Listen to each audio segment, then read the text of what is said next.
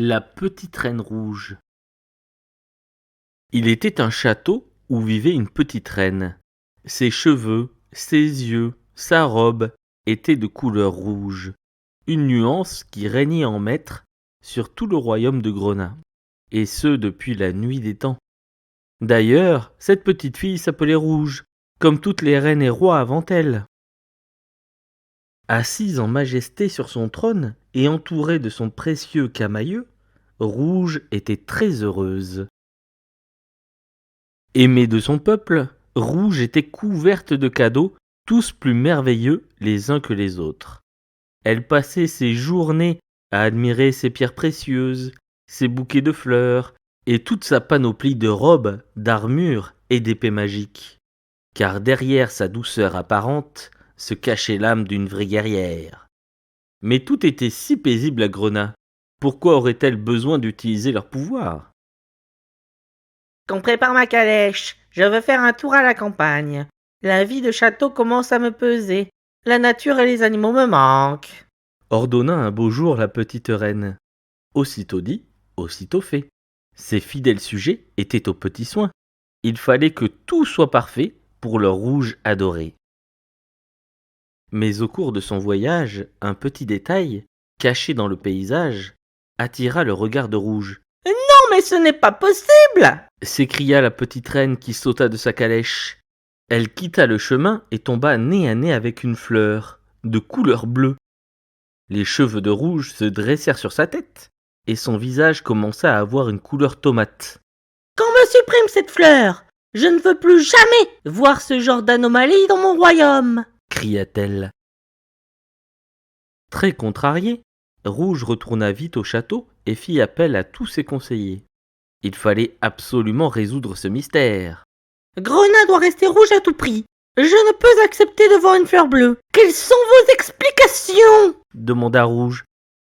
Nous n'en avons aucune idée, noble reine, balbutia le plus ancien d'entre eux.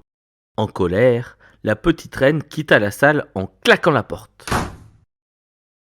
Rouge était certaine qu'on lui cachait quelque chose. Vite, elle enfila son armure, s'équipa de son épée magique et de son bouclier.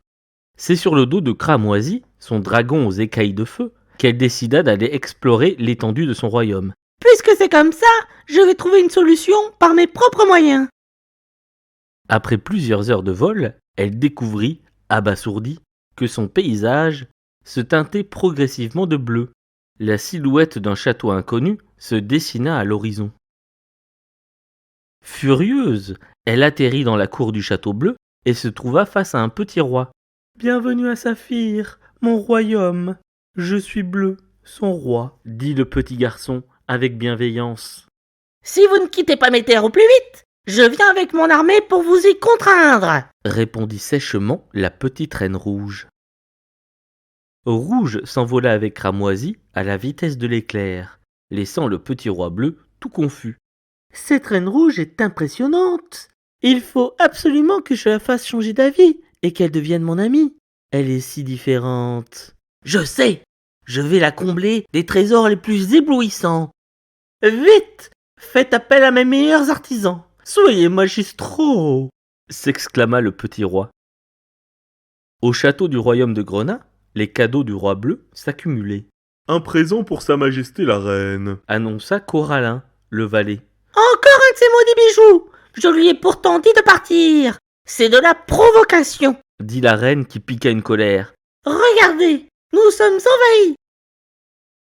Soldats, préparez-vous. Nous partons en guerre pour repousser cet intrus. » L'armée de Grenat se dirigeait vers les portes de Saphir. Le petit roi bleu s'approcha, sans aucun chevalier pour le protéger. « Très noble reine, je suis désolé que mes cadeaux n'aient pas été à la hauteur de vos espérances. Avant que vous n'ordonniez l'assaut de mon château, puis-je vous montrer quelque chose ?» demanda-t-il prudemment. Curieuse, la petite reine hocha la tête. Le petit roi se cacha derrière un buisson. Quand il ressortit, la reine et ses soldats furent stupéfaits par la vision qui s'offrait à eux. Le petit roi bleu s'était confectionné une tenue d'un rouge vermeil éclatant. « Oh, ma noble reine, Est-ce que je vous plais désormais demanda-t-il avec maladresse. Le visage de la petite fille devint écarlate tellement elle était embarrassée. Elle fit un joli sourire et lui répondit. Je crois que je vous préférais quand vous étiez tout bleu. Le rouge ne vous va pas du tout.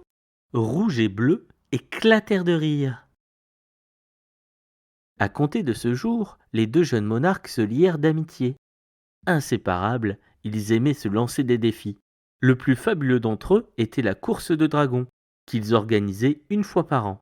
Elle illustrait l'harmonie entre Grenat et Saphir, qui se mélangeait au fil du temps.